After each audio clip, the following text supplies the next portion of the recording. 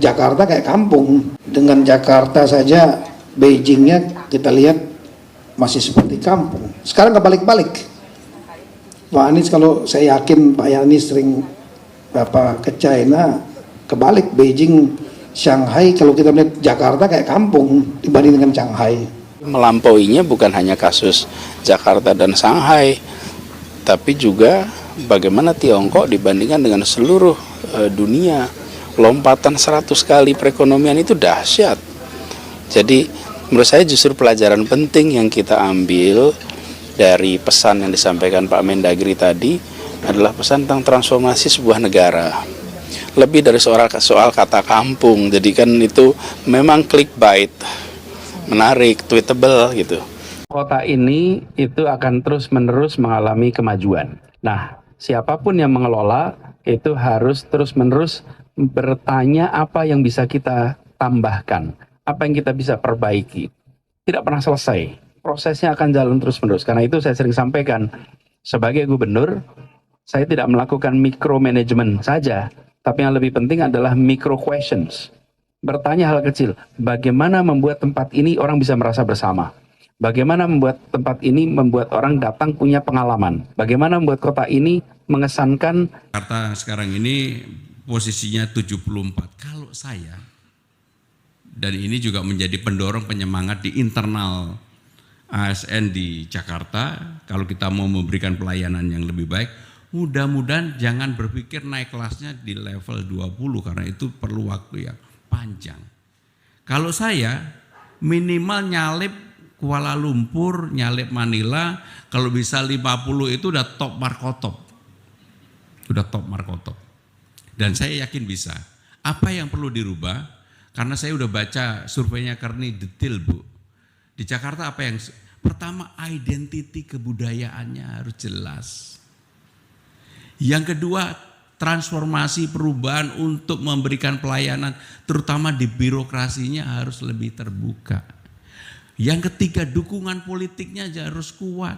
Yang keempat, komunikasi publik ke internasionalnya harus dibuat lebih transparan dan terbuka.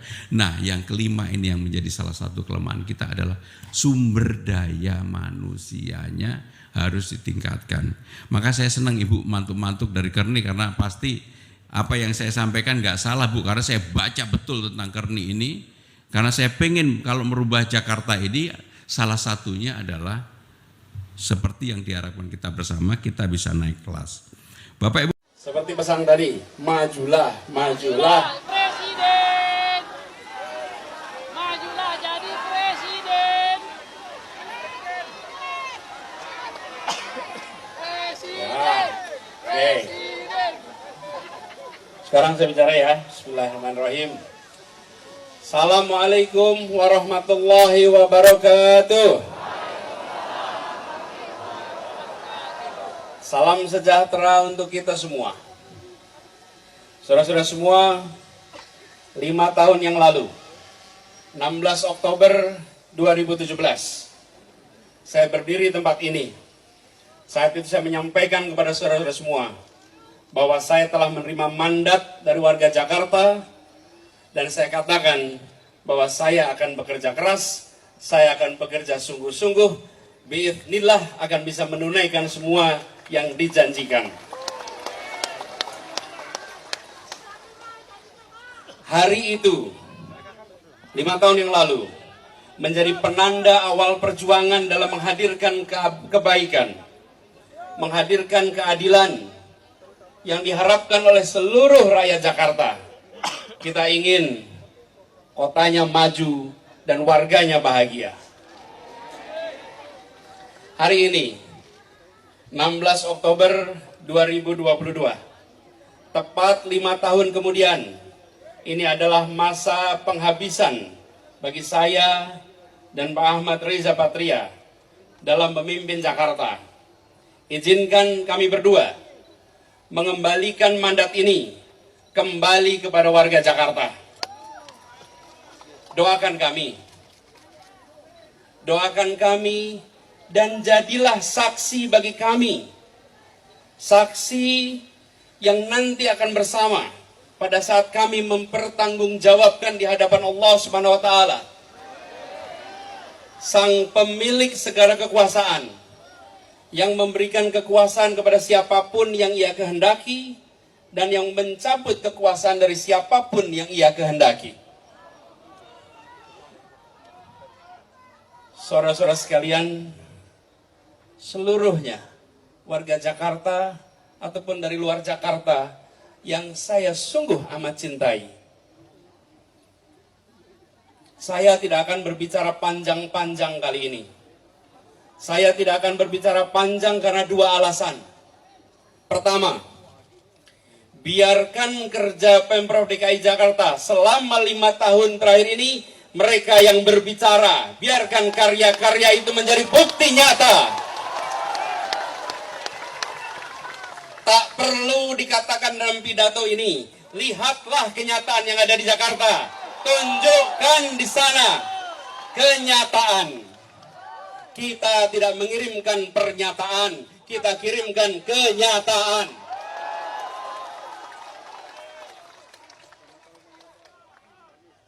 Kedua, saya tidak akan berbicara panjang-panjang. Karena kerja untuk bangsa dan negara ini masih panjang ke depan.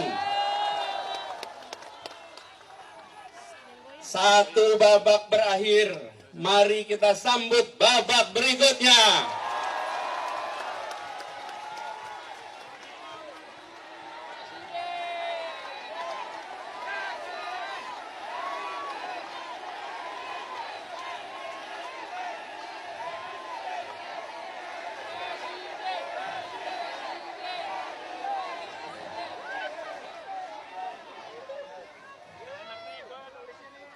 Karena kerja untuk menghadirkan keadilan sosial bukan hanya untuk Jakarta. Karena kerja untuk menghadirkan keadilan sosial adalah kerja yang terus-menerus. Dan karena kerja untuk Indonesia tidak akan pernah berhenti di tempat ini.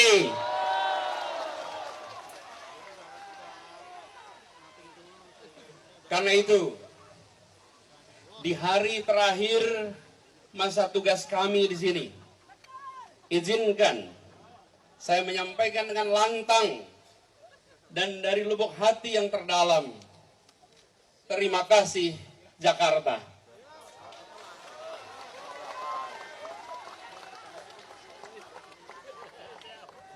Terima kasih atas amanat yang diembankan. Terima kasih atas kepercayaan yang disematkan. Terima kasih atas dukungan yang diberikan. Terima kasih atas kerja yang disumbangkan.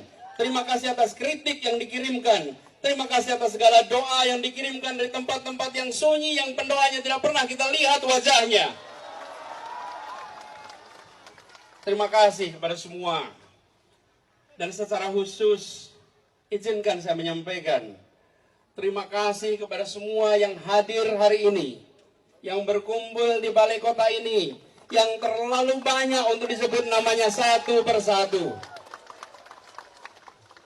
Pada semua yang ikut menyaksikan dari seluruh penjuru ibu kota maupun dari daerah-daerah lain di Indonesia, saya ucapkan terima kasih, dan terima kasih.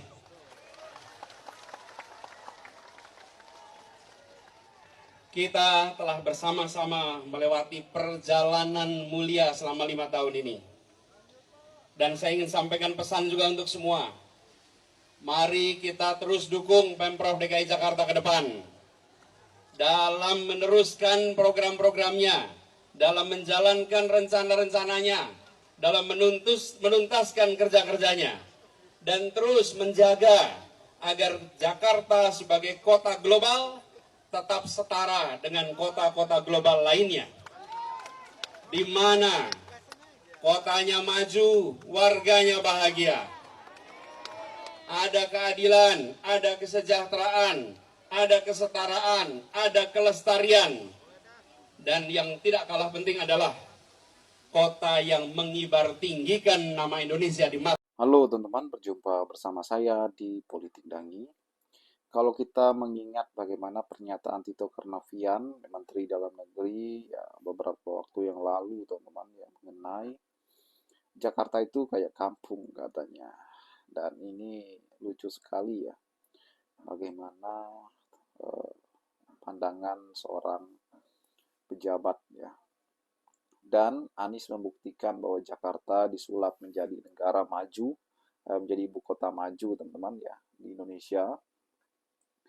Bagaimana prestasi Anies Baswedan sebagai gubernur Jakarta kala itu sangat luar biasa. Ya, Anies Baswedan menyulap Jakarta menjadi kota yang sangat maju, kota yang modern, kota yang sangat dikagumi di seluruh dunia ya. Dan apa yang dikatakan oleh Tito Karnavian ya, Anies membantah hal tersebut. Karena Jakarta saat ini teman-teman jadi ibu kota ya, dengan kepadatan penduduk yang luar biasa juga. Kemudian bagaimana Jakarta menjadi kota yang hebat. Anies tidak salah pilih ya. Beliau juga bagaimana Pramono Anung sebagai penerus dari Anies Baswedan ya. Orang dekatnya Anies karena didukung oleh Anies ya. Ini luar biasa. Dan kalau kita melihat bagaimana Pramono Anung kerja juga teman-teman, sungguh hebat dan luar biasa. Kalau kita lihat prestasi mereka ini sangat hebat dan cocok menjadi Capres dan Cawapres 2029 nanti ya.